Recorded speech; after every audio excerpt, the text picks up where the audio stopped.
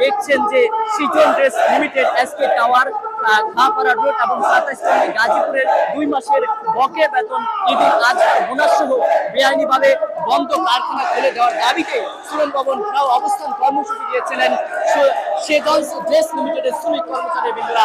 এই মুহূর্তে কিন্তু তারা অল্পন থেকেই তাদের সেই বিক্ষোভ মিছিল নিয়ে কিন্তু প্রেস ক্লাবের দিকে এগিয়ে যাচ্ছেন। অন্যদিকে কিন্তু প্রেস ক্লাবের সামনে কিন্তু উত্তাল পরিস্থিতি বিরাজ করছে।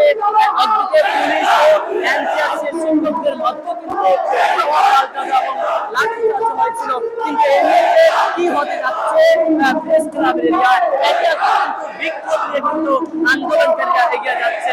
আমরা দেখছি যে শ্রমিক কর্মচারীরা কিন্তু তারা শ্রম ভবন কর্মসূচি শেষ করে কিন্তু আবার প্রেস ক্লাবের দিকে কর্মসূচি ডাক দিয়েছেন। তারা এই মুহূর্তে কিন্তু প্রেস ক্লাব এরিয়া এবং সেই বিক্ষোভ মিছিলকে নিয়ে কিন্তু এগিয়ে যাচ্ছে। তাদের সেই পদযাত্রা থেকে সরাসরি দেখানোর চেষ্টা করছে। দেখছেন যে তারা বিভিন্ন ধরনের স্লোগান দিচ্ছেন। তারা বলছেন তাদের ন্যায্য দাবি দিতে হবে, নাহলে তারা কঠোর কর্মসূচির ঘোষণা দিবেন।